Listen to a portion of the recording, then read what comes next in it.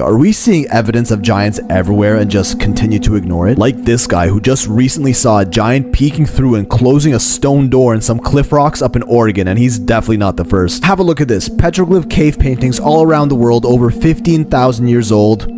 Giants. Ancient Indian mythology had the Vedas beings, which were over 32 feet tall. In the Old Testament, we got the Nephilim, especially in the Book of Enoch. The Quran had the people of Ad, a nation of giants. Ancient Egyptians had their carvings and drawings of extremely large people in chairs and carrying megalithic stones. Mayans and Aztecs across the ocean in Central America had their own depictions of towering humans. And the Sumerians, well, they had the Anunnaki, winged beings 12 to 15 feet tall. And I promise that video's coming. That came down from the sky, bred with humans, and gave birth to giants. And this particular story formula here has been repeated in so many of these ancient civilizations' lore. And then we actually started finding them. Hundreds of skeletons of these supposed mythical giant creatures uncovered all over the world, most notably in North America. Found all over the US and even into Canada and Mexico, carbon dating analyses showed that these remains were much older than even the native indigenous people. And even these Native American tribes who had zero contact with the Egyptians and the Sumerians had their own legends of a time when enormous humans roamed the earth. Like the Choctaw tribe in present-day Mississippi had stories of the Nahulo, a race of giants that ate humans, another common characteristic among these stories. And there's the Native American myth from the Paiute tribe of red-haired giants called the Siteka that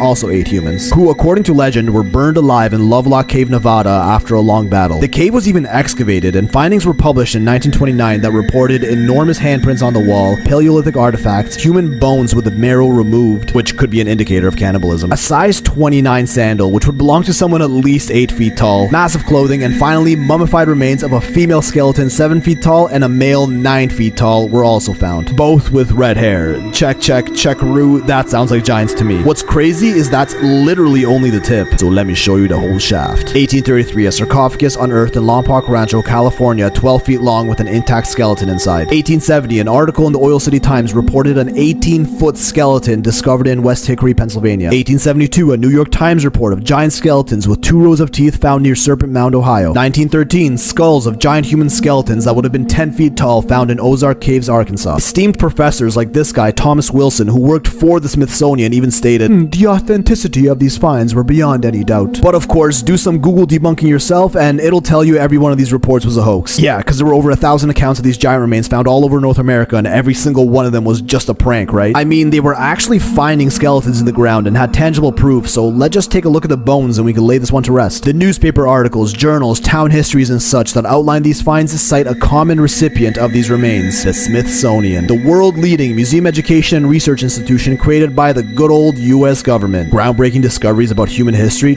Of course we can trust the government to tell us the truth. But actually, for the longest time, no one ever suspected any sketchy business from federal agencies until some sketchy business started happening. In 1892, more wooden coffins measuring up to 12 feet long were discovered in Crumps Cave, Alabama, and were sent to the Smithsonian as with everything else. More than 50 years went by and they never said anything about them. So in 1950, a researcher pulls out the good old Freedom of Information card and basically asks them, hey yo, where they at? Smithsonian hits him back with, our records show that we got them, but we can't seem to find it. Kinda like NASA overwriting the tapes of the original moon landing, huh? Then again, in 1992, another researcher asks. And finally, after 100 years since the original find, he's told that the coffins weren't coffins, but food troughs for feeding cattle from a time period in which animal domestication wasn't even practiced in North America. And when he asked if he could see it, they told him it was in a warehouse that was contaminated with asbestos for 10 years. Yeah, this is the real documented story, which they probably could have gotten away with if it wasn't for the good old internet. Hey, he tried as best as he can, right? So basically, the Smithsonian has all the bones, which are technically native cultural artifacts. But hey, I got some good news that could finally show us the actual truth once and for all. Back in 1990, the U.S. passed a law stating that federal agencies must return all native cultural artifacts back to their tribes upon request. Well, hot